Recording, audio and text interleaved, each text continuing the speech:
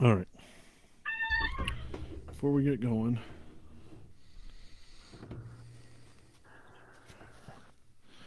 I really feel like, all right. So I figured out all my alignment stuff, Don. Is it good? Yes. I pushed the axle forward another I don't know, inch or something. The front axle. Both with both upper and lower control arms. So I had to push it forward a little bit to get enough room to adjust the top.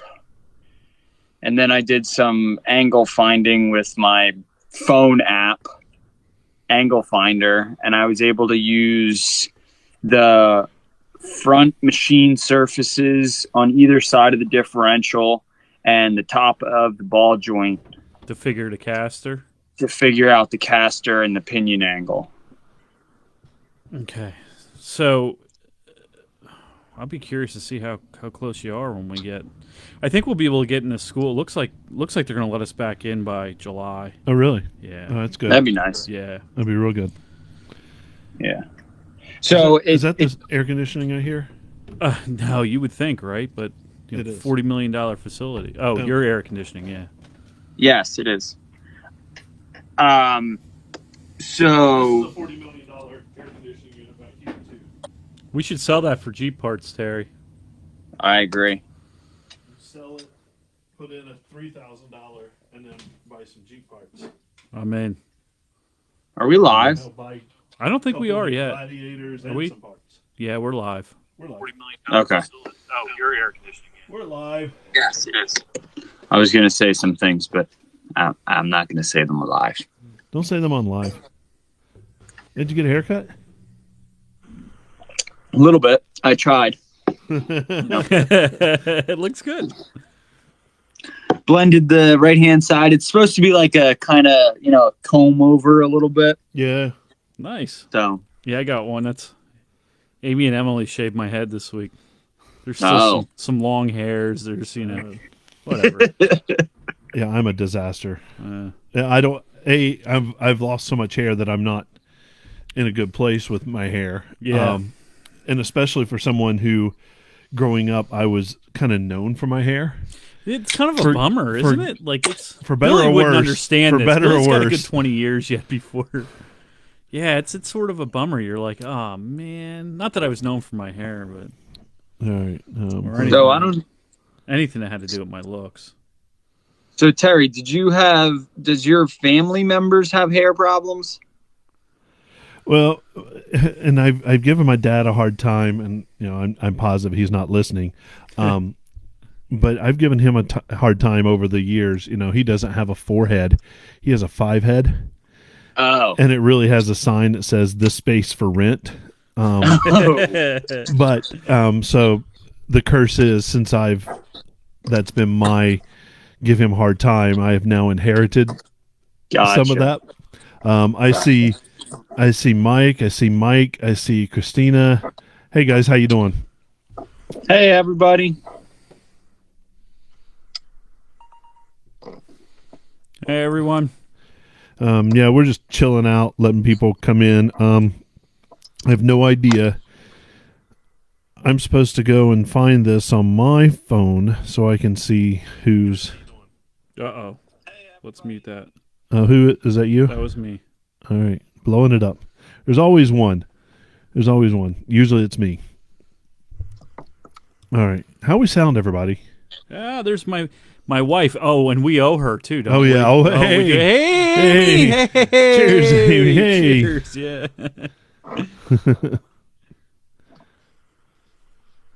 Let's see. We got Mike, Christina, Michael, Mike Gonzalez, I have no idea how to get to where I'm trying to Ronald go. Hawk. 212. 212. All right, good. I don't know where to begin on this specification sheet. Oh yeah. Oh my God. Just do the highlights. It's a big deal. Jeez Louise. I know. What do I even... He's got so many parts on it, he had to paint his own pool.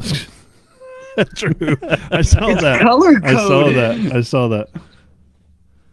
Oh, 7 there we go. Now I might be able to find this so I can keep up with everybody. It's color coded. Yeah, it is. He's got to be the most organized person I've ever met. I like it though. Oh yeah, no doubt about it. Well, I don't only see part of my. Hey, did you page guys, here. Billy? Did you see? I don't know who posted it. What Jeep Club it was, but the guy that built the suspension out of PVC pipe. I didn't see that. So, it's like one of those. It's a joke rolling around, but in reality, I did some digging. Turns out the guy was just mocking up. It's a pretty slick way to mock up a suspension to build your own stuff. Oh, okay, yeah. Yeah, so you're not wasting metal. Right. PVC pipe is a lot cheaper. Oh yeah, a lot easier to work with, and he just put the Johnny joints right in the ends. Yeah. Glued them in, made his measurements, made sure everything was good, and then when he had everything right, took it off and just transferred it. Oh wow. That's a really good idea. It really That's is. a great idea. And you can, if you have the right tools, you can heat that PVC pipe, make bends, that, the other. Yep.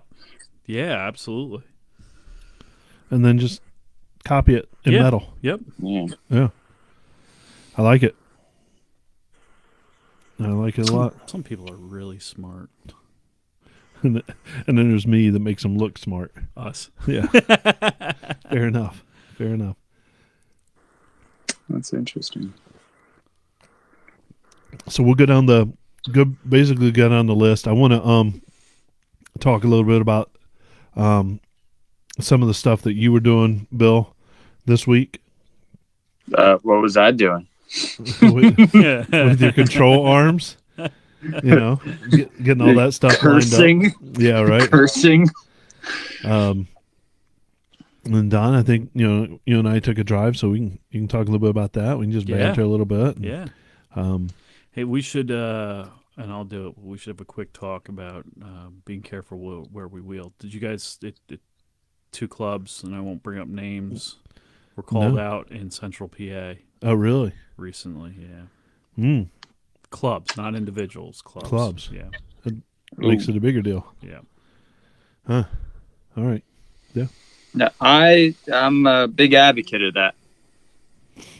What, wheeling wherever you find grass in somebody's front yard? No, watch where you wheel. Watch where you wheel. Tread lightly. Yeah, hit all the farms and the fields out there, right? Oh, yeah. That's what we're supposed to do. Yeah. No, we do not advocate that at all. I think that's a federal offense. We were talking about that this weekend. Yeah, it's not good. And they can, the farmer or whoever can press charges against you as like vandalism, destruction of property, a lot of things. Yeah. It's crazy. Yeah. Hey, Jason, how's that Jeep treating you? Did it start up? New battery? Jason Weber's on. Yep. Yep. We got good people. I was thinking about that the other day. What's that? That his Jeep. Hey, Jason, if you get a chance, check your negative and positive terminals. On JKs, they're notorious to get loose. It's a pain in the rear. I mean, I would even say I completely chop mine off and put new terminals on. You could just weld them right to the battery terminals. Yeah, that too. Yeah, mine came loose a couple times. Yeah. Actually, going down the highway. So actually, the way the JK regulates voltage is through resistance. It looks at the resistance of the circuit. So, and I ran into this on the old black one when I put a dual battery setup on it because I didn't put I actually use like a I forget what they call them, but it actually splits the two batteries in two separate circuits. Like an isolator. An isolator, but it had it actually had the ability to charge at separate rates, and they use them on ambulances. Right. And then, like I said, it was split into two separate circuits. But I had that issue when I put it on where I was having charging issues. It was actually overcharging because I had a bad connection. Oh, interesting. Oh, wow. But they do funky stuff. They really do. Yeah. Yeah, they have just a poor design on their like clamping where the bolt goes through and it tries to force it over as it's clamping together. So I'm old school. Put the bolt across the two pieces of metal and crank it down. It is one of the few things that I think about the Jeep is over-engineered. The battery. Like, they tried to over-engineer and overthink that. And I understand why they're trying to make room for accessories and stuff because they know people are going to add to it. But still, just in the normal course of things, it coming undone has been, kind of a pain. It's not just Jeep. Like Ford has the most terrible design on their new battery terminals. GM, Chrysler, like Dodge, they all just are coming up with this terrible idea that they need to redesign a battery terminal. It's a clamp. Right, exactly. Yeah. It's straightforward. Don't it's a circular clamp. Yep. Don't change anything that. I mean, I understand what they're trying to do, but now they're putting wedges in that when you clamp it together, it forces them in opposite directions. Well, Mercedes, like the Europeans started that. That was definitely a European thing. Evolution's a bitch, gentlemen. It truly is. Let me pull up our plan here for the day. That's last week. Let's try to be a little more modern. Joe Eberhardt's on. Hey, Joe. There we go. Randy's on. Yeah, we're starting to fill up now. I mean, we're about, what do you say, 5 minutes and we'll roll with it? Does that sound good? Yep. Yeah, I would say. Yeah. All right. Listen, I got to be out of here at 8:15, guys, so let's make it quick. What? So you Scooby-Dooed it last night, didn't you?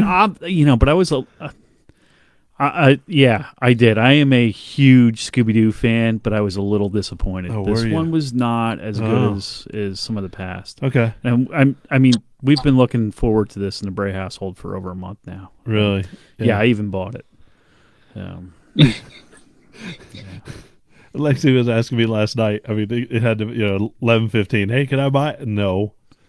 Can I want to get a review on it first. No. Don't buy it. We might rent it. Even to rent it's $20 and then to buy it's $24. Really? Yeah. Oh my gosh.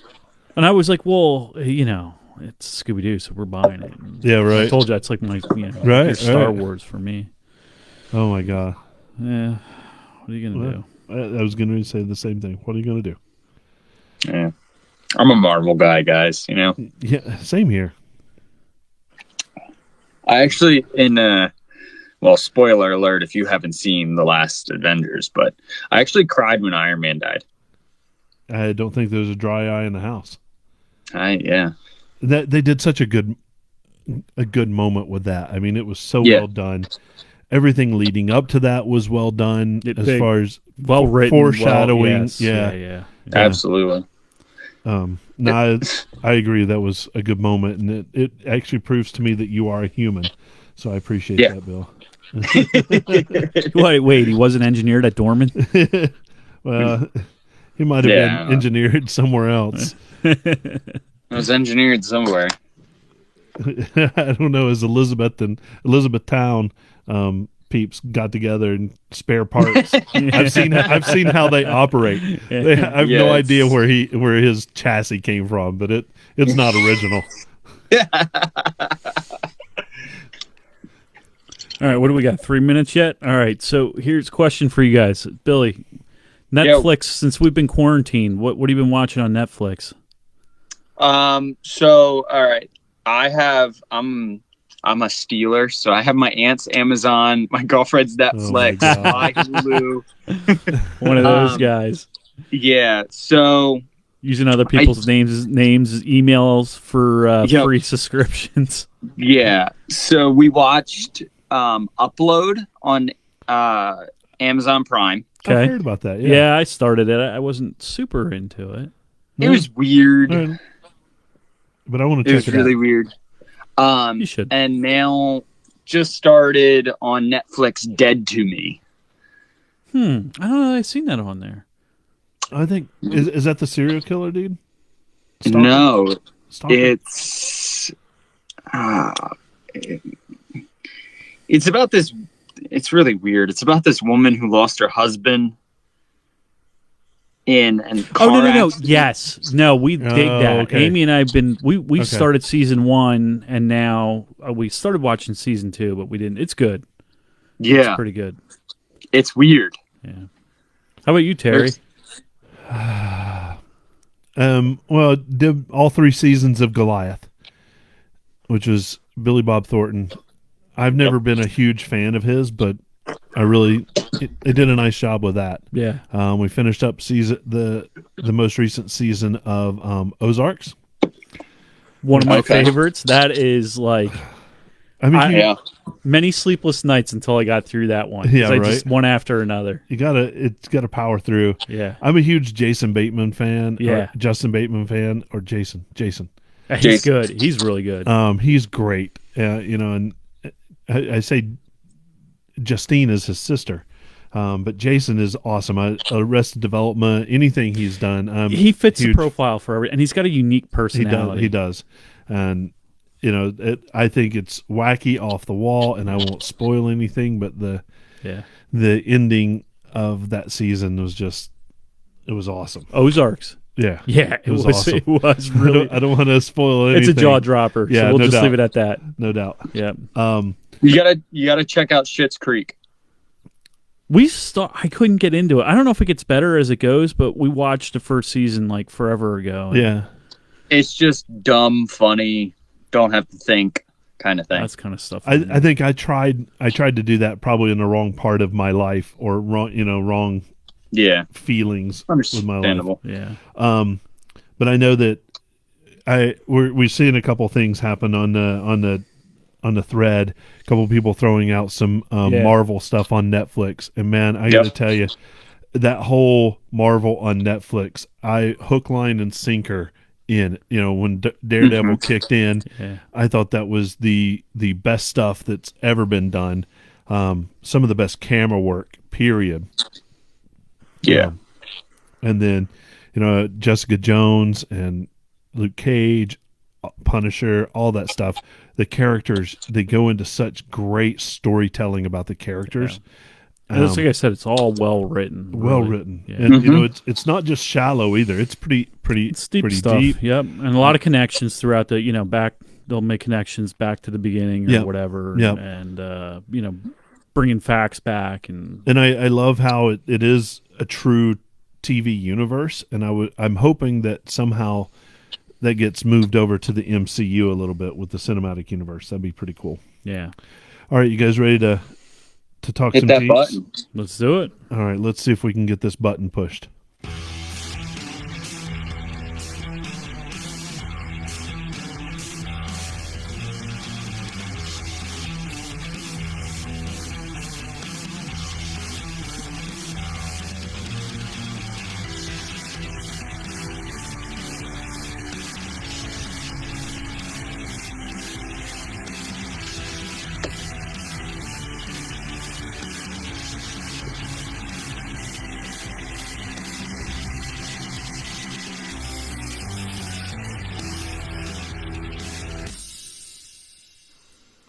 All right, and hello and welcome to the Jeep Life Podcast.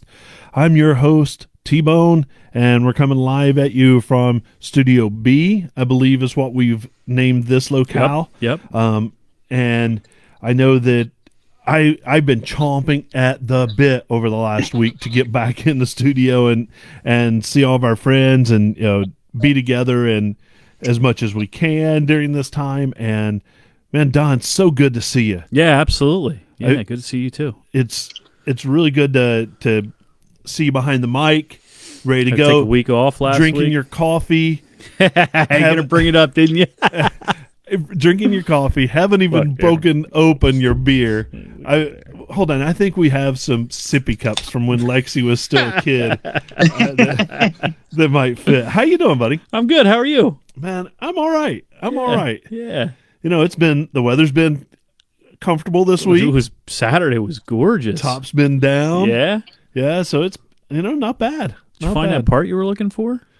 No. Yeah, if anybody's out there, now's a good time. 2017 soft top Sunrider. It is the OEM. Yeah. I can buy the whole bow system and replace that out, but it was only $42. I know, but for me, I would rather have somebody have the part, send it to me, and it would take me 1 second to put it on. It's I got 2 screws. I got you. Yeah. Right. It's not about the money; it's the principle. I figured, but I agree with you, Terry. And it's coming from the guy who doesn't own a set of tire deflators. True, you can't talk. I have no shit. room to no. But that will change tonight. Thank you. Tonight, I am giving you a set of tire deflators. Thank you. They're on me. I'm going to go home and deflate my tires like 4 times. You should. I'm gonna. Don't worry about inflating them back up. Yeah, just keep deflating them. Yep, that's right. There you go. And coming Even all the the way. spare. Oh yeah, even the spare. Yeah. Leave no life raft available. That's right. Again, from the heavens, way up there in the mountains. How you doing, Bill? I'm doing well, TBone. Just hanging out, doing some little bit of work here and there, ripping my hair out slowly, but still having fun. Yeah, well, good. Now, I'm just happy that you're here. All the stuff you've been doing, I keep going, man, he's never going to get done. I'm never going to see him again. You're a project man. They moved quarantine. They've gone to like Greene in Carbon County, and he still hasn't left his house. No, he hasn't. Not yet. We hit yellow on Friday though. Yeah, he's put himself into the red. Yeah, right. So that he can finish up literally. Yeah. So let's talk about that, because it's been a busy week for projects. It's been a busy week. I've been watching everybody working on their Jeeps, and you've been without your Jeep, Don. One missing. It went missing. I kept saying it's in Mexico in a chop shop. Right. But no, it wasn't. It's back in. It's actually parked sitting out front. Yeah. Sitting out front. So good to have that back. So, Bill, tell us a little bit about the projects you've been doing. I know we've heard a little bit in the past, but, man, that's a lot of work, and you're doing it by yourself in your garage. Laying on a cold floor. Yeah, because it's still snowing up there. Yeah, right. I was going to ask him. Any snow wheeling this weekend? No, it's not snowing. So I did adjustable control arms, and, well, really, I have 112,000 miles on my Jeep. 112,000 miles does a lot of just abuse and I wouldn't say damage, but just abuse to all the bushings, this, that, and the other thing. And then over time, obviously, I've lifted it once and then lifted it again. So it came to the point where I needed some beefier steering. I needed some adjustable control arms. And I was like, you know what? Kind of just came to the point where I went out, bought 1-ton steering, aluminum steering linkage with a flip kit. So that means that it's putting the drag link coming from my pippin arm down all the way over to my steering knuckle, and it sits on top of the steering knuckle instead of where from factory it sits underneath the steering knuckle. And then it has a beautiful, shiny aluminum steering tie rod that goes across. That's very shiny and pretty. It does look good. It is shiny. Yeah. Now, I'm not sure if you should have painted that red before you put it on, or is it going to help keep the mud off? I don't know how aluminum does. I think when you have something that pretty, you just let it go. Yeah. I let it go, and you know what? I was just kind of like, I'm going to let it go, and down the future, in like the long run, maybe I'll get it powder coated red or something like that to match. There you go. So, tell us about all the geometry work you did on this. Yeah. This was interesting because it was a challenge without, having the right equipment.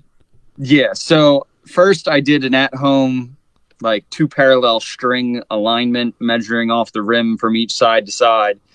And I got it close, and then I went and checked my caster and pinion angle, and then it was still off. So basically, today I was up underneath the Jeep again. I lengthened my lower control arms about an inch more, and then I was able to adjust my caster and pinion angle. So on a factory Dana 44, Dana 30 from Jeep, there's a 6-degree difference between your pinion and your caster angle. So it actually totals out to be, if you drew a straight line through your pinion, there is a 96-degree difference to your caster angle. And your caster, it's if you draw a straight line through the center of your ball joints.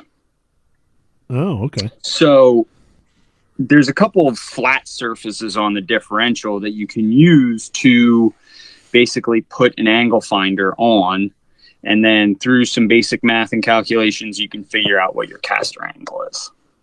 So there's actually the tool from Mopar to do that sits right on the cap for the bearing of the yoke, and then actually goes up. It has an arm that goes up onto the dry shaft, and it's just like a, I don't know, like a, what do you call this, protractor or whatever. Oh yeah, and it's pretty easy to use, but they're hard to find.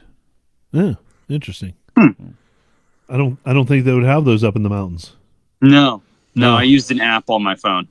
There's always an app for that. It's like an app for everything. Right, there is. Man, that's awesome. Worked. I can't wait to see it in action. Yeah. And maybe go for a ride. I don't know that I can climb up in your Jeep. I might have to bring a step ladder or something for me. I'll bring a step stool for you. There you go. I appreciate it. But does this still fit in the garage, Billy? I got about a half an inch. Oh man, he's got bigger garage doors than I have. Right, it wouldn't fit in yours. No. Not even one day I did actually have to deflate the tires. Yeah, but now it's settled in. Yeah. I'm jealous. Yeah, no doubt. But I got to tell you, Big Red is a beast, and it's grown since I've known you, and it's just awesome. And it's funny because my daughter, jokingly, when mine was relatively stock, beside that, she would call it puny. And it's not puny by any stretch now. No. But pull up beside Big Red. Yep. Yeah, there's definitely some. I hate that. I always feel so insignificant. I know, right? There's a couple Jeeps in the club. You're like, I'm just not parking next to them. No, fix that problem. I want to all the time, and I spent a little time. I posted a pic. It's on Instagram, and it has my Jeep and Big Red and Randy's Jeep, Jeep of the week. So we'll be talking a little bit about his, and they're kind of angled, so it looks like they're all in the same level. Yeah, but I'm like the little bitty Tonka truck next to those two. And early on in the podcast history, we talked about tire envy, and I hate to say it, like nobody gets over that. I say it all the time. Like I don't run around. I'm like getting bigger tires because Billy's got 37s, but deep down inside, we're all like, oh man. Yeah, and there's guys that roll up on 40s, and I'm just like, I know. And that's why I don't hang out with the Hammermans. I know, right? Those are monster Jeeps, both of them. I definitely going to need a trampoline to bounce up into one of them for sure. So real quick, Brian Sterner asked, how come not full hydro steering?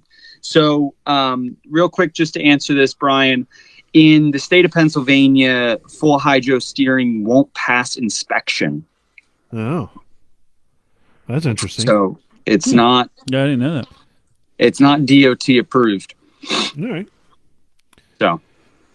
Well, someday when we tinker with steering as a topic, Yeah, and I think that's a full topic that we can. Well, and it is, and so I've had no need or any Jeeps that we've built at the school or anything. I've gotten to that point where we need to get into hydro steering. So I haven't done a whole lot of research on it, other than a couple of people I follow on YouTube, watching them, and so I have very little knowledge of it. But yeah. Interesting topic, and it is a new hot setup. That's what everybody's doing is hydro steering. So. Especially in the JLs, because the JLs have it's electronic steering, the assisted electronic. Right. They're having all kinds of problems with them with bigger tires on them. It's worse than the JKs with it, so they're all going to that. Really? Yeah, hydro steering. It uses an orbital valve, which it sounds very complicated in my opinion.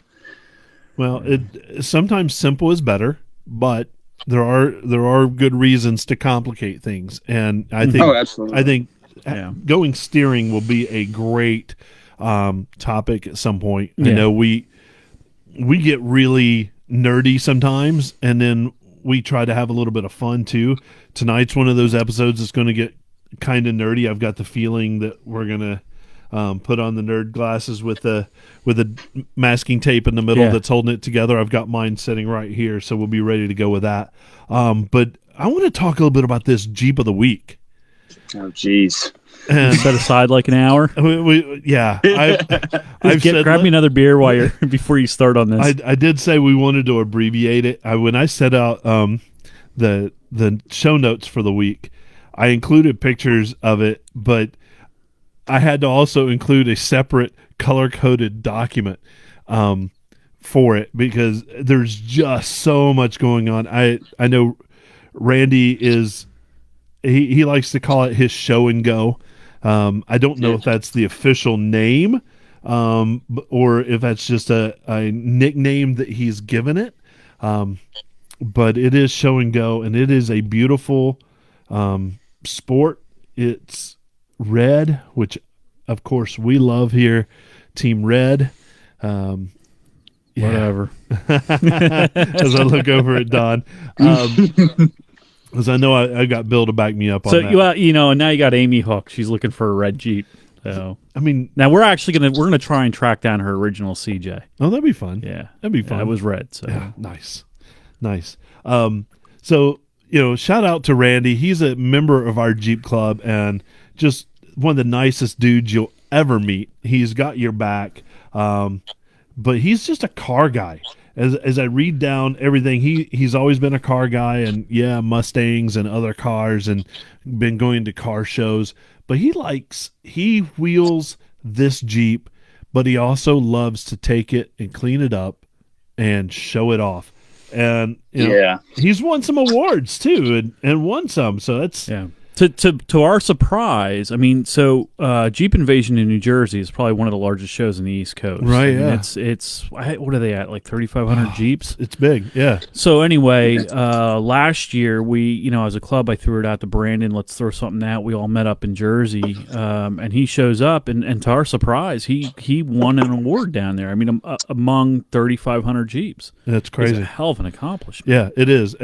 But this Jeep is beautiful. It's very he's got that meticulous detail about it, and that starts from the outside and works its way all the way through the inside. And Bill, I'm going to throw this to you because you've got all the color coded.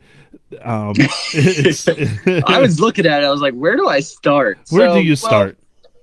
First, I would just like to start off with where the rubber meets the road. Some Cooper Discovery STT Pros, 35 by 12.5.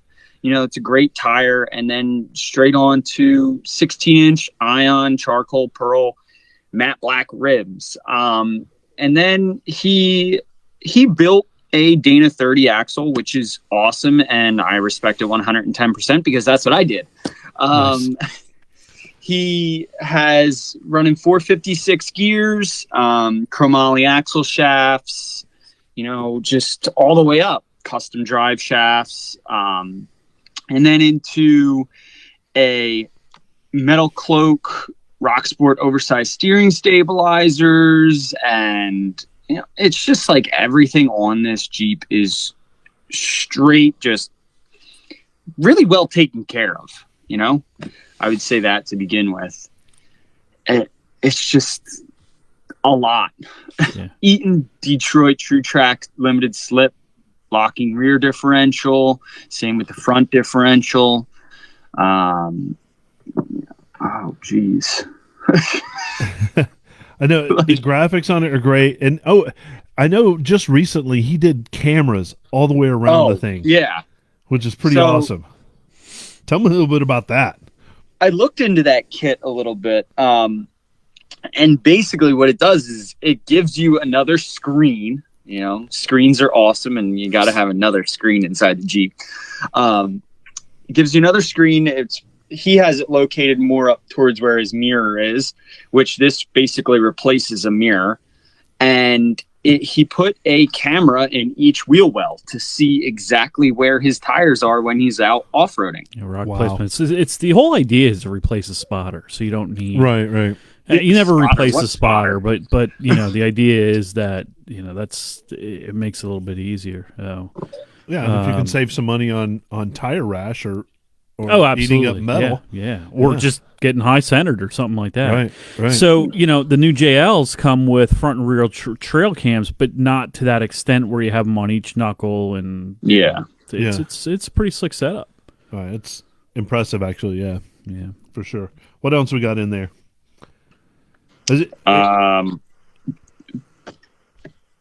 should do this like a lottery, like just cut every little I know, right? part into like pieces and throw them in and we just pull them out of a cup. Now, is it turbocharged or what? What was the supercharged? Supercharged. RIP supercharged. Yeah, he's running a RIP supercharger kit for the 3.8 liter. Right. Pentastar engine. Right. No, that's the Lehigh Coke engine. That's the 3. Oh, okay, yeah. Generation before the Pentastar. That's right. So he's running he's running supercharger. So that is, there's a big controversy between superchargers and turbochargers for Jeeps. Jeeps are meant to have that low end torque. And what does a turbocharger do? It relies on a lot of exhaust power to spool up. So superchargers run off of specifically this kit runs off the serpentine belt. So you have that instantaneous kind of, not instantaneous, but, more sooner build of boost. Yeah. And boost means more power. So it gives you a little bit more oomph to get up and over that rock or, just go down the highway at a higher speed. Who knows? But, that whole kit, RIP Superchargers, they make an amazing kit. High quality. I have a couple RIP Supercharger components on my Jeep, and just I can back it up, and he can too. They deliver quality products. He just threw on there too. He's got long tube headers with it, which really, really livens those superchargers up. Believe it or not. Oh yeah. So I'm going to throw this out there. He's watching and listening. Randy, did you do the high altitude pulley for more boost? We'll give him a minute to see if he. Yeah, it'll probably take a minute for it to pull through. But he runs it soft top and I mean it's for real. I mean he loves that Jeep. Probably the cleanest Jeep. I can't believe that he wheels it. And honestly, until I read his bio, I didn't think he did. I mean it is like I've been out on trail at the same time he is, so I know. Yeah, I think he sleeps under it. He must because I mean every time you see him somewhere, that thing looks immaculate, it's pristine. Yep. It's like he comes off the trail, you see it muddy, and then you turn your head and it's clean again. I don't know, in the parking lot he must clean it. Yeah. So he's running the high altitude pulley. So they have a different pulley for high altitude, like the Colorado and the Rockies. But a lot of guys local will run them around here, and you end up with more boost on it. So he's 12 pounds of boost is a lot. All right, so that is a lot. That is a ton. So it probably moves pretty good. And his latest install, besides the cameras, which I'm super jealous of, are PRP seats. Oh yeah. Well, you've got seats in yours. Yeah, but they're not full suspensions like PRP seats that, hug you as you're going down the road. Yeah, they move with your every move. Yeah, right. Yeah, those things are, whew. It's me reaching into the beer bag, everybody. I brought out Easy Rider. Oh, it's a low-cal IPA. Boo. What are you trying to say over here? Yet since I brought them. I'm gonna put that back. Swap out for another, buddy. I need the That's high like test. 4.9%. And another thing about this Jeep is that he just really, the lighting on this Jeep as well. He was behind me in one of our parades that we just did. Oh, right.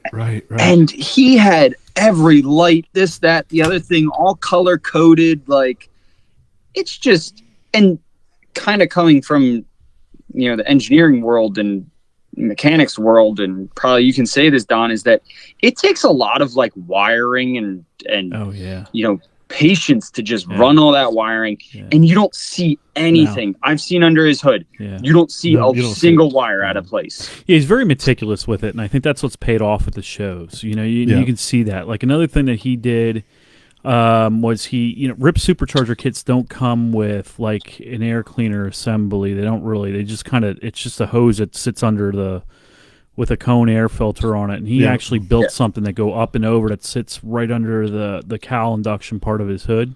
Right. So it's small little things like that. I mean, being in the world of cars for a long time and have been in street rides for a little bit, it's those details that really will get you through the car shows, and and functionality. Absolutely. And because of his placement, water's going to be a little less of an issue than he's it up would a little be. higher, Right, sure, exactly. Yeah.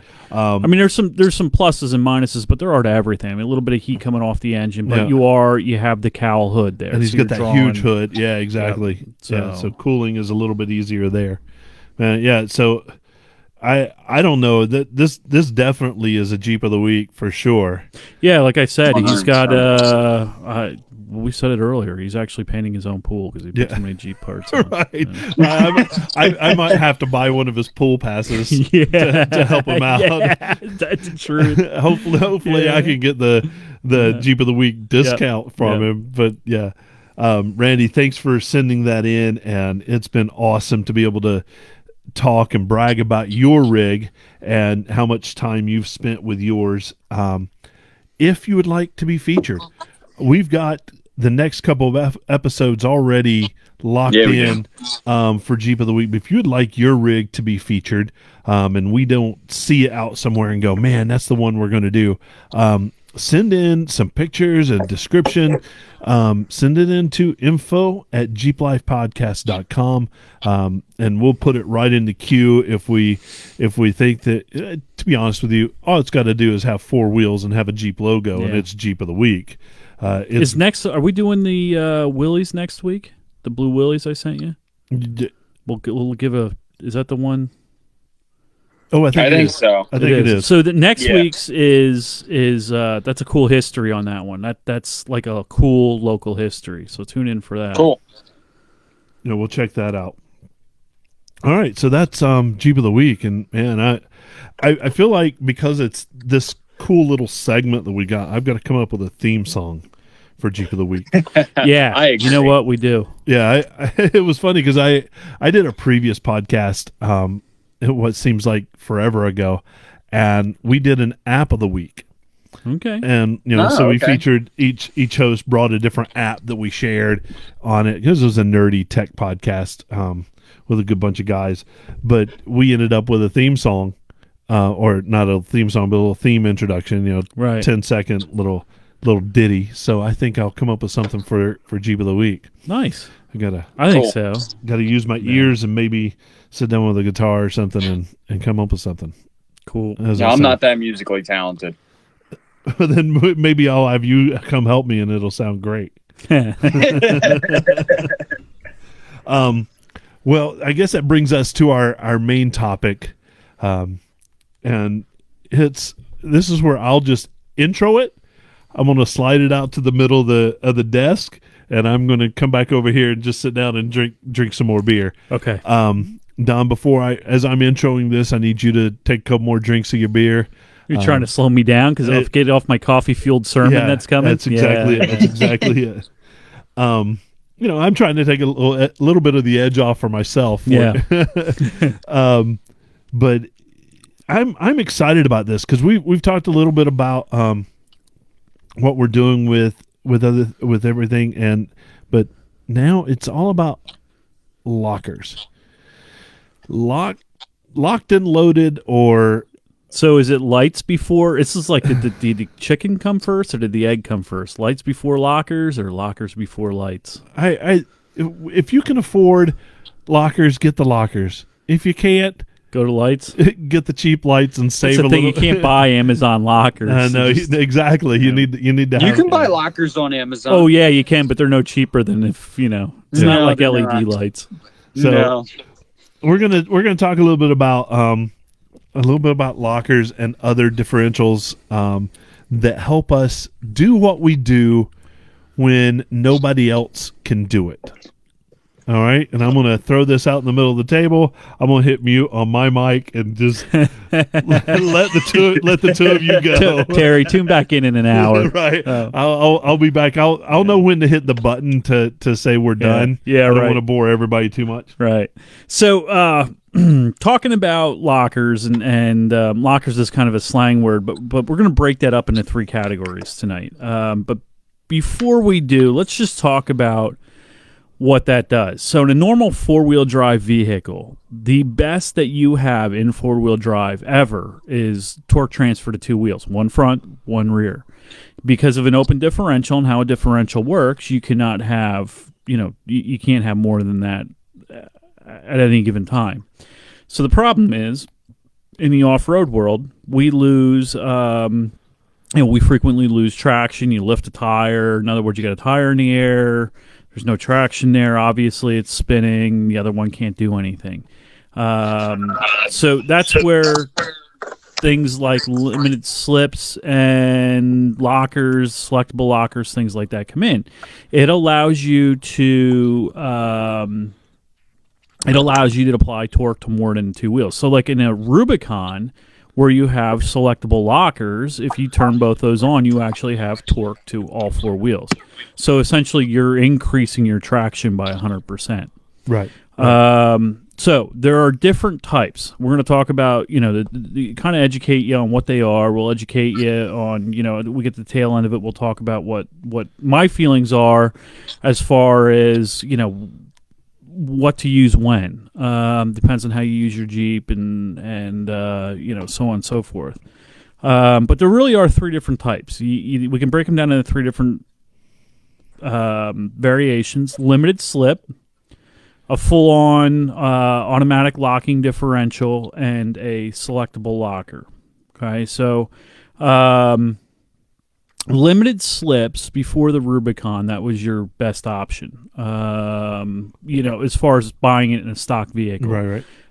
You could buy a Sahara, and it was an option to get a limited slip. You could buy it in you could get it in a Sport if you got the lower gear package or tow package with it or whatever it was. You could get the limited slip, but there was no lockers available until they came out with the Rubicon. Now Toyota had them in some of the Land Rovers and stuff like that. They had lockers early on, selectable lockers. So limited slip is it's great for. It's great on the street because it really will give you more control of the vehicle. It's kind of different than the selectable locker because it's sort of proactive in the idea of having traction. Problem with the locker is you have to turn it on. Yep. So unless you're a really good wheeler and you understand what you're getting into, it's kind of almost too late. So now a lot of guys that wheel and they're rock crawling, they're looking at an obstacle and they're saying, yeah, well, I'm going to need rear lockers for that. But if that's not the case, on the street, you're doing 55 miles an hour and you hit an icy patch in the wintertime, that limited slip's already doing its thing. It's too late to hit the switch and, with the selectable lockers. So limited slips are really great in the street. They're also really good in like muddy, slimy, snow, they're great for that. Lockers are good too, but they're not. The thing with the limited slip is it's going to find the tire with the most traction. Lockers, it's all out, and sometimes that gives you some left to right stability problems, things like that. The other thing with, and it sounds like I'm putting down selectable lockers, but I'm not. I'm going to get to the pros with them in a minute. The other problem with selectable lockers are if you've ever tried to turn a vehicle with selectable lockers on, it's tough, especially when you're in obstacles. So limited slip gives you a little bit. We can bias. In other words, a limited slip has the ability to say, well, the left rear tire is going to get 60%. The opposite. The right rear is going to get 40%. Lockers, it's 50-50, done deal. And we'll talk about some of the downsides and positives of that stuff. And Don, real quick, the limited slip, it's all mechanically driven. So this isn't, there's no, computer associated with it or anything like that. No. It's a series of gears and springs within. Yeah, and I'm going to get into how it works, but it's just simple physics. It's actually it's all based around, no matter what kind of limited slip it is, something called gear separation, and we'll get into it a little bit then. But you're right. You don't have to worry about airlines breaking or relays not working or switches failing or whatever. So it's all mechanical. It's all mechanical. Does its thing. You don't have to worry about it. Right. So next in the category is lockers, automatic lockers, and an automatic locker. As soon as you apply torque, it's locked. And it's kind of like if you could imagine sort of a cogged assembly inside a differential.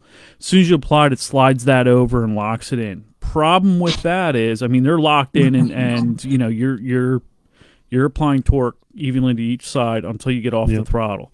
Problem is on the street, it is a bear to turn them. You almost can't turn in a sharp turn on the gas, at speed, or you're going to, break stuff or put the vehicle in the spin if the weather's bad. It really is an old antiquated way to go. If you got a trail rig that is dedicated to the trail, automatic lockers are great. If you can't afford, they're probably the cheapest route to go if you can't afford a selectable locker. But I don't know. Just my preference. I wouldn't use them on the street. And then the final category, and what we see the most of anymore, is selectable lockers. So that's what the Rubicon has. It's an e-locker. Well, there was a year or two when they first came out with the Rubicon that it was air actuated. But they come in two versions, electrically locked or air locked. So they have mechanical ones too. Well, yeah, automatic. No, Ox makes a mechanical selectable locker. Right. Yeah, you're right. So it's cable. It's cable driven. Right. And I looked at those for my TJ, and that's another option. Actually, that slipped my mind. Ox isn't real popular, but a great brand. So it's physical cable, like a brake it cable, is, or but what? It has issues too. So the reason I didn't put them on my TJs were I heard a lot of horror stories about the cables coming out of adjustment. Okay. They have a lot of problems with them doing that. Yeah. It's virtually indestructible, and if you look at it mechanically, it's fairly simple. Just it has a collar and a fork, and you pull this lever, and it pulls on the cable, and it pulls the fork over and slides the collar over both axles and locks them in. Right. So it makes it very strong, but I hear a lot of horror stories about getting the cable adjusted. So, but selectable lockers is that's where it's at. That's what everybody's using. And I'm going to skip to the end real quick. I guess just kind of let the cat out of the bag. What do I feel is best? Well, I would have to side with, for me, Randy. Randy put Detroit True Tracks, which are we'll talk about what they are, but it's a version of a limited slip. It's a gear-driven limited slip. I like limited slips. Truth of the matter is, though, probably the best option for being in the dirt and being on the trail and being on rocks is a selectable locker. Yeah. Again, I'm that kind of guy that I look at how often I actually do that, and I'm like, yeah, just go with the limited slip because it's not too often that I actually use that. But a good limited slip setup will work pretty well and get you pretty close to what lockers will if you've got a good setup like Randy does. So, limited slips. There are two styles. There's a clutch style, or at least in the Jeep world. There's a clutch style and there's a gear style. The clutch style actually uses a clutch pack that ties into the case and the axle, and then through what we call gear separation. So when we have those two side gears, helical gears, or not helical gears, but side gears, bevel gears in there, and we apply torque, what happens is that torque pushes on those clutch packs. And then when it pushes on those clutch packs, we lock that axle, and you end up having torque sent to that wheel where there wouldn't have been. Clutch packs are great. I've used them. In fact, that's probably what's going in this one for a little while till I save some money for some big boy axles. But it's there are some downsides. One, if you lift a tire, you're not going to have any traction. Now, there are ways to fool it. You can pull the e-brake on it, and it'll counterbalance the torque split. And until the clutches get overloaded, you'll actually have both wheels driving. So if you don't have to apply a lot of torque to pull it out of a hole or off a rock where you got a tire lifted, sometimes that's a little trick that'll work. And you don't need a whole lot in the e-brake, just couple clicks, just enough to drag the brakes, and it equalizes that, and allows you to lock them. The downside, another downside to it, there's a lot of maintenance with them. So the clutches wear. And you can figure about 100,000 miles on the clutch packs, and then they're going to have to be rebuilt. The one I'm putting in is one that I took out of another Jeep. And it needs to be rebuilt. It had about 80,000 miles on it. Not expensive to rebuild. Parts are $80. Not super hard. May do a video on it. If I ever finish the power tank video. And then there's an additional additive that needs to go in. There's a friction modifier for the clutches that goes in with the fluid. Okay. So there's a little more cost in maintaining that. The other style is a gear style, and the popular one, and these things are phenomenal, are the True Tracks, Detroit True Track. Unbelievable. Just to give you an idea of the quality, we put one in, we got one from OK Four Wheel Drive 2 years ago to put in my black Jeep. I purchased one, and it turned out I had an oddball ring gear size and it wouldn't fit. So the first thing I did was I called OK Four Wheel Drive and talked to them, and I said, I asked them if I can drill this but it doesn't work, would you take it back? So here's how good OK Four Wheel Drive is. They said, yeah, sure, go ahead. Right. So good people there. They're awesome. Good people. But so we want to drill this in our machine shop, and we couldn't drill it. Like, we could have, but we literally would have went through probably a couple $100 in bits before we got through it. That's how hard it's case hardened material. Right. That's how hard it was. I mean, the parts are phenomenal. But it uses, instead of using clutches, it uses a set of helical and worm gear setup, and it works in the same principle, gear separation, but it does it through gears instead of clutches. Okay. And I understand that works in a I'm not going to get into biasing numbers, but the beauty of that is there is supposed to be very little side effect from it. Now, in a limited slip, if you have a little bit of a more aggressive limited slip, you will feel it under hard acceleration in corners. Yeah. Detroit True Track will not do that.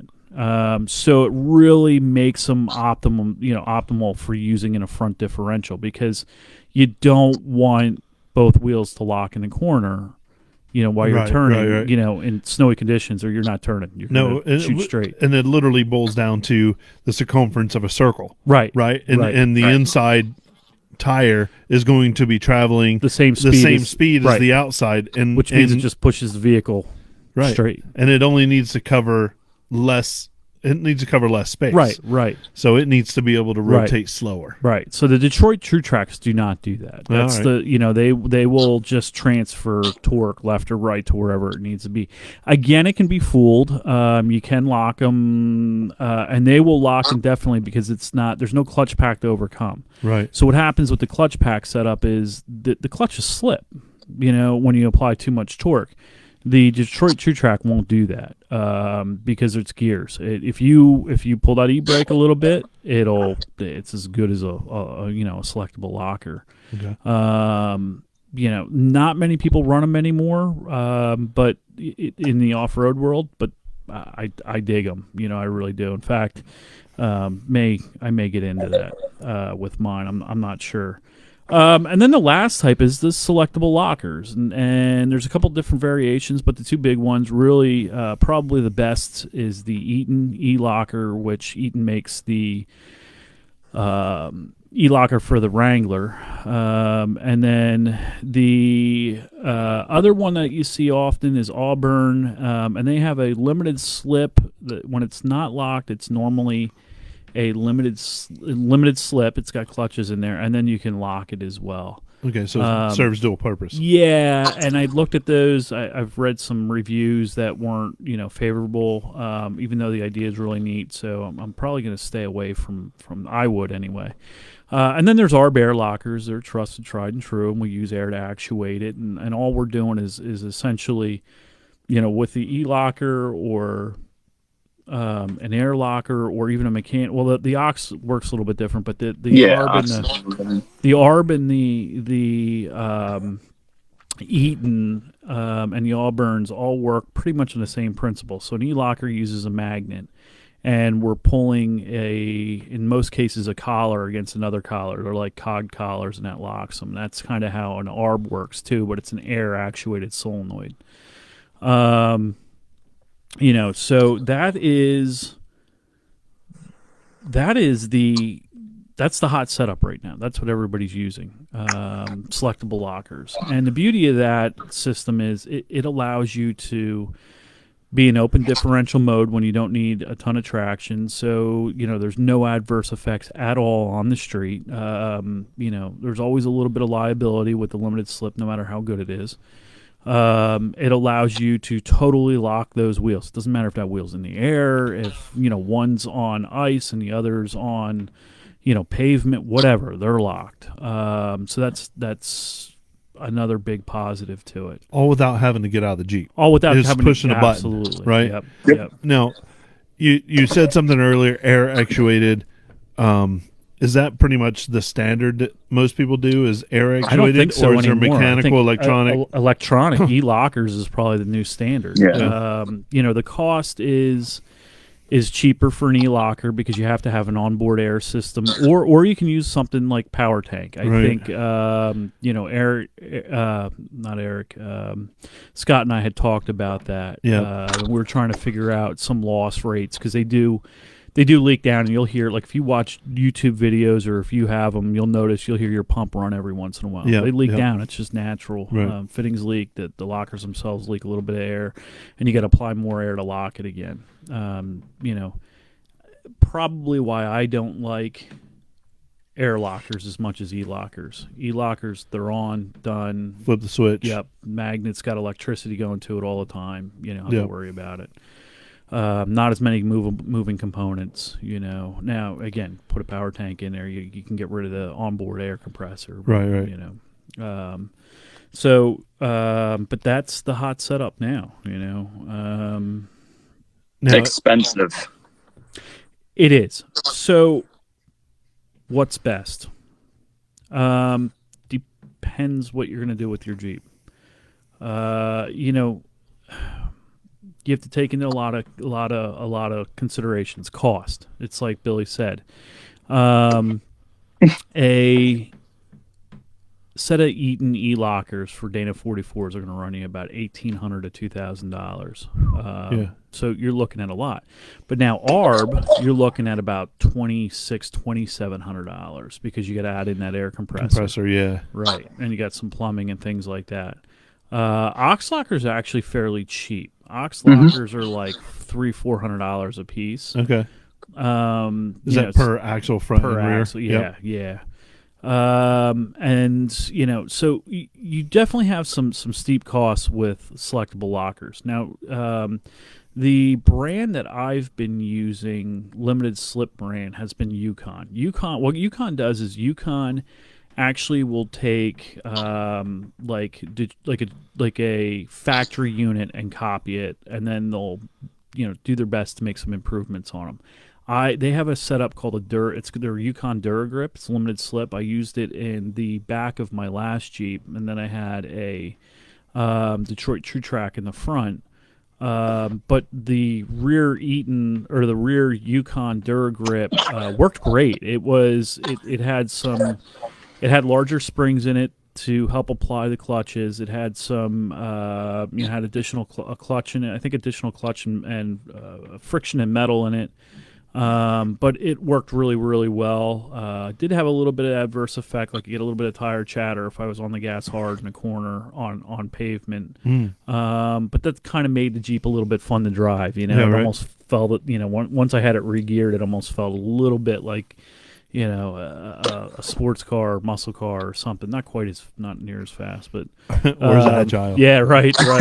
But it sort of made it a little bit fun to drive, but it was great, and I never had any issues with it. I did initially have some noises when I put it in. I called Yukon, and I think the point I'm going to make is their service was great. They were really, really nice to me. The guy said, look, add an extra bottle of friction modifier in there, and you got to give it 24 hours to break in, about 100 miles, and I did, and it was done. And so I do like Yukon stuff. Detroit True Track, like I said before, is probably bar none the best that you can get. But it's about $700 as where a Yukon Duragrip is about $450. There's no maintenance with it. Unfortunately, anytime you have clutch packs in a differential carrier, they're going to wear out and they've got to be replaced. Yeah. So you don't have that with a True Track. So if you're going to go limited slip, and I would suggest doing a limited slip if you are a trail Jeep guy, you're not doing a whole lot of rock crawling, you got to drive it for a daily driver, and money's definitely a concern. Limited slips are a great way. They're a great alternative to selectable lockers. I really, at this point in time in the automotive industry, I wouldn't recommend automatic locking for anybody. I just don't think they, just my opinion, with the cost of limited slips not being that much more than an automatic locker, and as good as some of them are, I don't, they were great 40 years ago. Yeah. I don't really see a need now. If money is not an issue, and you are doing some hardcore rock crawling, and you've got some wheel time in, you understand the physics behind wheeling and stuff. Lockers are great. You can't beat them. Selectable lockers. And if you're going to do them, Eaton all the way. Billy, what are you using in your Jeep? When you did the diffs on it, did you put lockers in, limited slips, or no? It's still, both are still open. Yeah. I just it was more of the I'm putting 37s on a Dana 30. I don't need another reason to break something. Smart, yeah. No, you're right. I mean, you really you would have and same thing with that rear axle. I mean, 37s is kind of pushing the limit if you have a heavy foot. Yep. Dana 44. So it was smart. And I know lots of guys that have wheeled the Rubicon, Dursey, Moab, and they don't lock. I mean, there's guys out there that believe that you can wheel just as well. You just have to have a little more momentum when you're wheeling. Yeah. So yeah. I never really had an issue with the lockers or not having them. I mean, it's just line choice and, like you said, a little more momentum. Yeah, absolutely. Yeah, everybody tells me, with good reason, that lockers, especially e-lockers, are definitely something you should look at and explore. And those people that's what they do. They spend a lot of time out on the trail. Right. If you're like me, I spend time out on the trail. I enjoy being on dirt, but it's not everything that I do, and I don't have to go out there and hit it hard enough. Honestly, I've never been in a place yet, knock on wood, that I've gone, you know what? I probably need more than what I have now to be here. Right. I regret being here.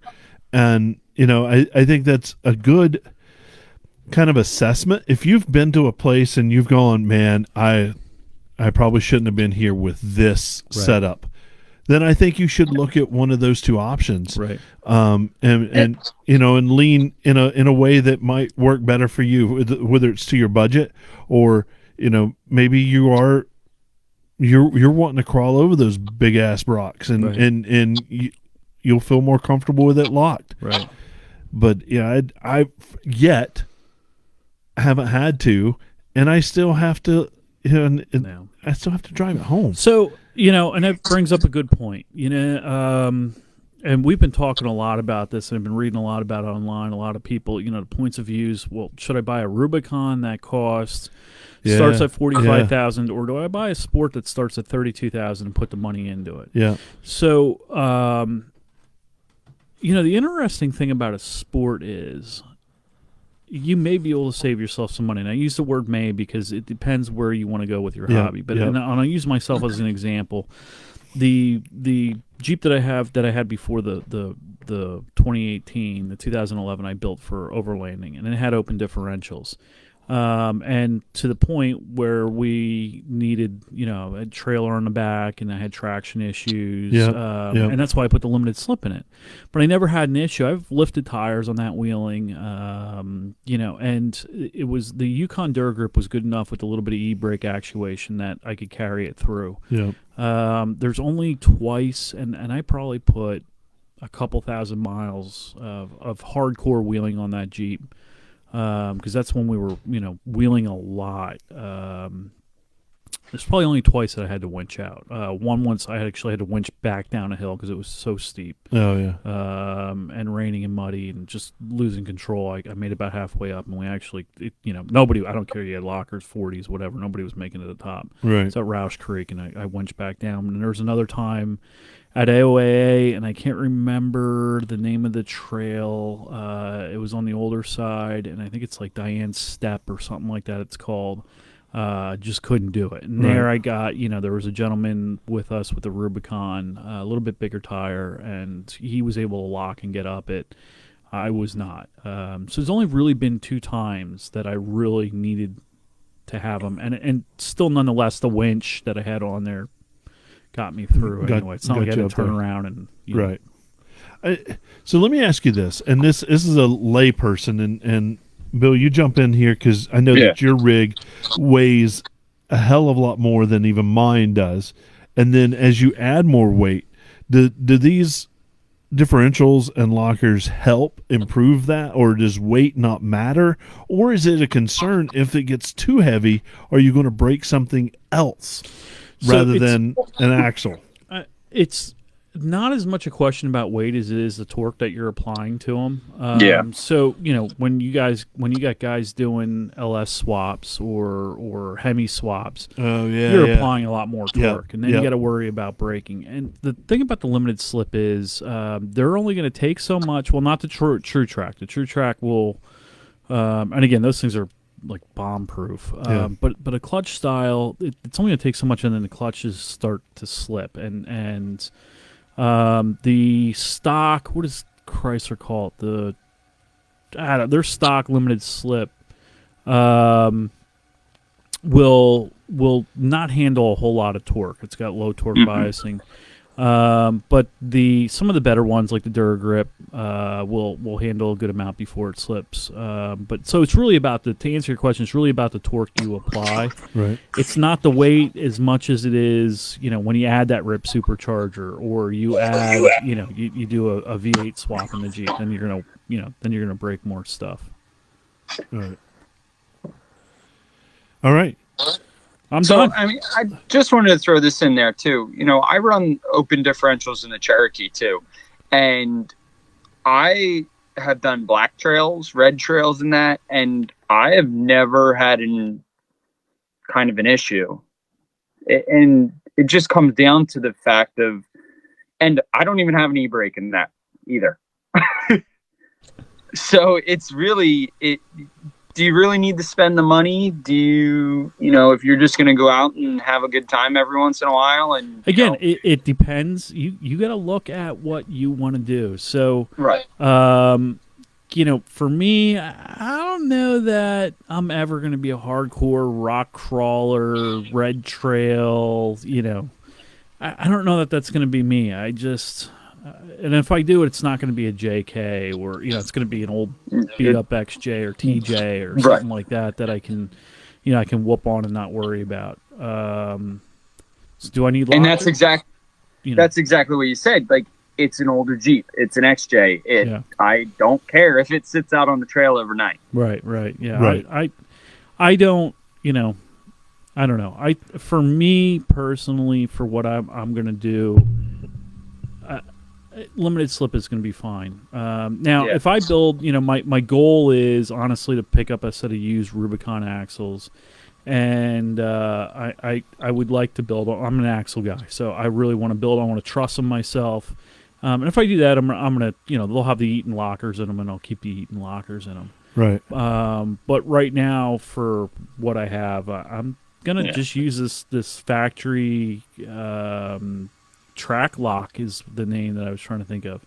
I believe it's track lock for the factory Jeep. Yeah. Limited slip. I'm going to rebuild it. I got a couple tricks up my sleeve to get them to work a little better. I'm going to do that and just throw it in the rear and leave the front open. And I'm going to call it quits until I get some of the other projects done on the Jeep that I want to get done. You know? No, I think that's a perfect way to say that. I think there's definitely a need for or a call for those folks who have locked Jeeps. Yeah. And, maybe you trailer it. Maybe you spend every weekend out on the trail, or right. 2 or 3 weekends a month. Or here's a good. You want to reduce risk. So we don't have the space that the guys do out west. I'm sorry, we just don't. Right. Most of our off-roading is parks, or we're within walking distance of a town. Like if you go to Reading off-road, right? Okay, you're in the middle of nowhere and you get stuck. I mean, you're stuck, and the guy that's there with you can't recover you. You're probably at best 10 miles from the closest phone. Right. You know what I mean? Right. You go out west, and they got desert space out there. Terry, you lived out there, you know it. I mean, they got space. I would probably, if I was going to roam the desert, I would probably be a little more prone to make sure that I had lockers in it. Like I said, one of my favorite people that I follow on YouTube, who is unbelievable wheelman, Chris Shantz from Venture Forward. Right. We've talked about him. Yep. He runs a Rubicon with lockers, and and he talks a lot about it's. That kind of thing is really about making sure that he's not stuck, that he's not down and out. Right. There's been places that he's recorded that he's off the beaten path by 100, 150 miles. He's not walking out. What I mean? So in that case, if I was him, better over. You want every advantage that you can have at that point. Yep. Agreed. And it's I know that we like to get really technical here, and that's awesome. But I think it's really. It comes down to, what do you want your Jeep to do? Mm-hmm. We've talked about this before. Everybody's different. Everybody's needs are different. All three of us have different needs with our Jeeps and wants. I know Bill is building Big Red mainly to show, and flex a little from time to time. But your main Jeep that you go off-roading in is Puddles. And I know that. And I beat the living crap out of it, but I also just rebuilt it this winter. Right. So Brian, I'm laughing because Brian Sterner just threw out their spool. Spool is like, all that is pretty much a piece of metal that ties into two axles. Done deal. Yep. For like $35, you can lock both. Permanently. It's similar to just welding your axle. It really together. is. Let's do that to mine. I won't be able to turn or do anything. No, you're not going anywhere but up and down the street. I can go straight. Yeah. No, I definitely don't want to do that. And I don't want to take away from anyone that's heavily invested in ARB lockers or e-lockers or what do it. That's what you want to do. They're going in my Dana 60s. Yeah. When you can do it, right? It's right now it's not a priority for me. Yeah. Because I'm not out on the trails all the time. It's nice for me. Getting out on the trails is a nice escape. It's not my it's not my destination. It's kind of a nice way to go to kind of escape a little bit from the everyday. And we're all, I mean, I don't know anybody in the club who is like Blue Mountain. BMJA has some hardcore rock crawlers. Like some of those guys. The guy that owns A to Z Fabrication he's got a wild rock rig. We've got a couple, but we don't rock crawl them as hard as we're trail guys. We're out in trails. We're not on piles of boulders. And we're not we do have some great Jeeps in the club. There's no doubt. But I don't think we wheel as hard typically as most of us would need lockers. I just don't. You know what I mean? I follow a couple people online and I watch some of the trails they've done because obviously the weather's getting better and people are starting to get out there and parks are actually opening up. Yes, actually they're opening this week, like open awesome. to the public. I mean, they've opened, but only if you had memberships. Right. Coming. And I'm like, oh man, I'd like to do that trail in the passenger seat of their Jeep. But I'm like, I don't want to break mine, but there are some rigs out there that they're going to bounce them off the rocks and go for it. Yeah. And we have a lot of expensive Jeeps. And so I mean, I don't think that a lot of our club members are willing to go and lay these things, flop these things on the side just to say they conquered a trail. There again, I don't know. I mean, I go back and forth, and I think about it a lot with the JL truck. Am I going to do a Rubicon or am I going to do a Sport? And well, the first thing you got to do is get rid of those little bitty tiny wheels and tires. Oh yeah, I actually read an article. Interestingly enough, you can fit a 35, not a 12.5, but it's a 35/12, I think. Yeah, without a lift on that truck, and I don't know. We'll see. Nice. But anyway, you go back and forth. Am I really going to need lockers where I'm going to be traveling with this truck? Right. It's a good question, and we'd love to hear your thoughts. We'd love to see your feedback on info at jeeplifepodcast.com, and throw your picture of your rig up on Instagram and tag us in it at Jeep Life Pod. Now we kind of summed all of this up. I don't know that we have anything else. We had a big announcement, Billy, that happened today even. Yeah. What happened today? Do you even know? Look at those surprised eyes. Look at 700. We hit 700. 700 followers on Instagram. Yeah. There you go. Woo! That's awesome. And I know. I wish I'd kind of paid attention. Confetti that we do. I was like, what? Machine. What are you talking about? Yeah, we need a confetti machine here in the studio. But we hit 700, and I know that's not a big number in the big scheme of things, but for us, two and a half months ago, we weren't even in existence. Mm-mm. And today to be where we are and to have 701 Instagram followers is awesome. Absolutely. To everyone, go ahead, Billy. Share, tag, get us, put our name out there. I've heard from people, I've seen comments, it's awesome to see an East Coast wheeling, podcast. It's awesome to see an East Coast podcast where guys are just talking about Jeeps and, from everything from mall crawling to trail riding to breaking stuff, that's what I do best. I mall crawl. Did you guys see me flexing on the curb? Oh, I did see you flex. Yeah, that curb. It was big. It was at least 8 inches tall. At least.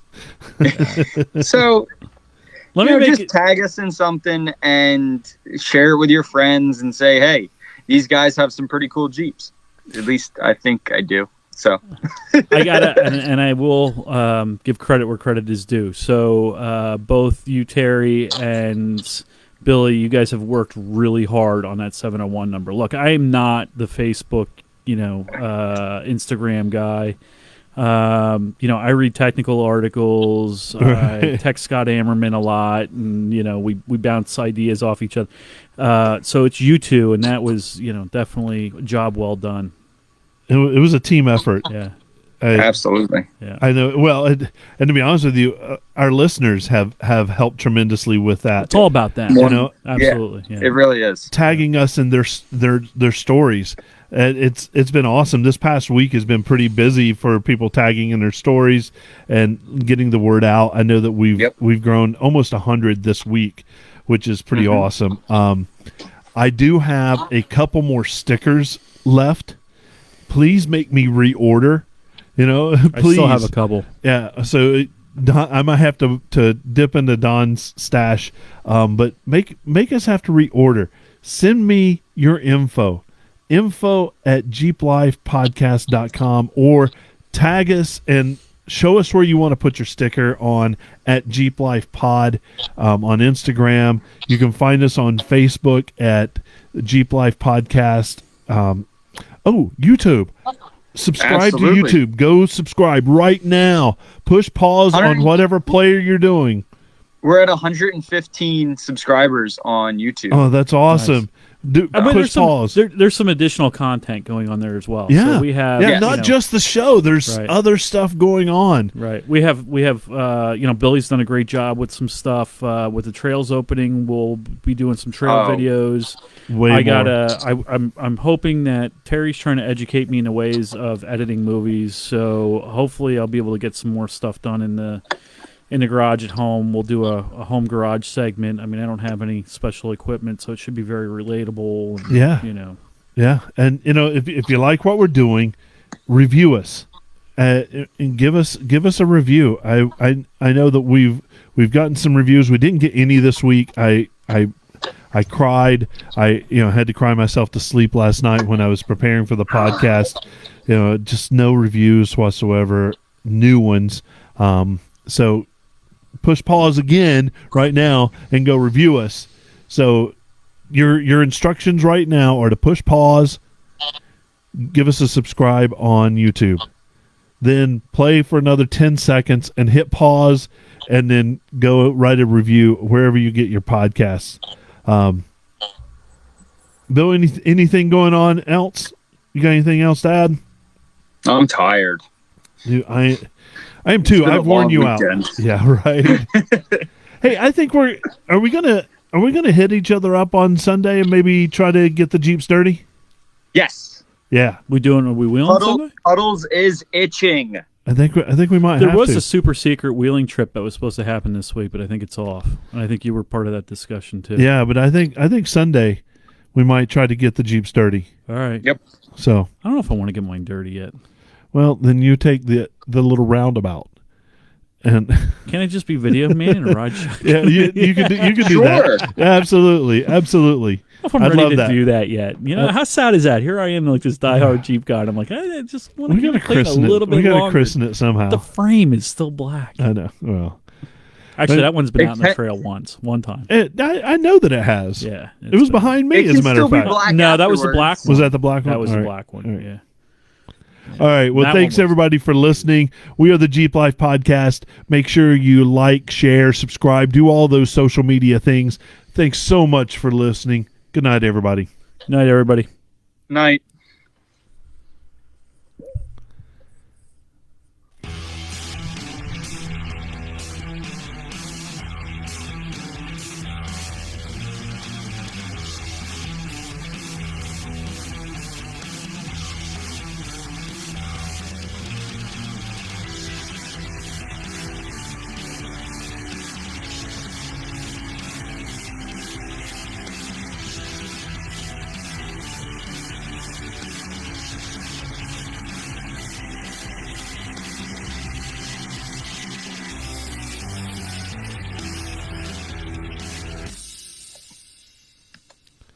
Hey, everybody in Facebook land, thanks for listening in and stopping in and spending a great evening with us. You guys are awesome. I love the comments.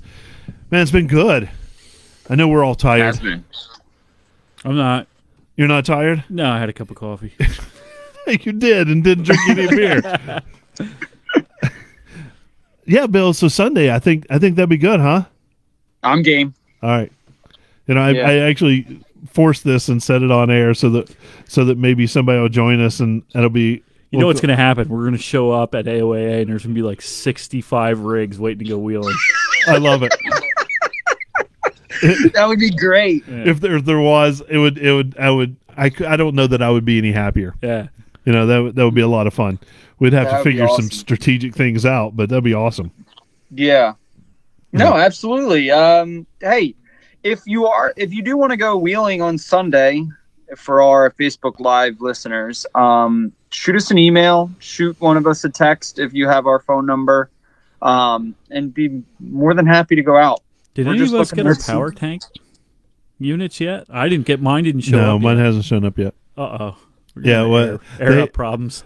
We'll be fine airing down. At least I will now. No, they've got the compressor down there. We might have to wait in That's line. true. We'll have to wait in line. I don't have to wait in line. Do you have onboard air? I have that's actually a good topic for 1 week I converted my AC compressor to an air compressor. Yeah. I heard of people Yeah. doing that. That's on puddles, right? You did Yeah, that? it's on puddles. Yeah, I couldn't do that on my No, regular. I'm not giving up my AC. No, I'd not for rather drive anything. home on flat tires. The AC I'll didn't drive work on to begin rims with. before. I don't need power windows. No. I don't need leather heated seats, but I do need my air I conditioning. need my AC. Yeah. No, that is. You're right. That is a good topic, I and heard remind that. me That's to. pretty cool. Yeah, I looked into that. Did And, you? Yeah. If it wasn't for the fact that you have to give up your actual AC, that would be a really good thing because that compressor is great. Yeah. And it's driven by the engine, so you don't have to wait for it to fill I up. guarantee there's a way to figure out to put a second compressor on there. And There second is. AC. Yeah, there is. Yeah. Guys are running York air compressors off of them. There's actually somebody created a bracket that you like bolt onto the side, and then Longer there's belt. a certain length serpentine belt that you get, and Yep. so on and so forth. But yeah, they have created another way. Yeah. Yeah, that's cool. All right. So.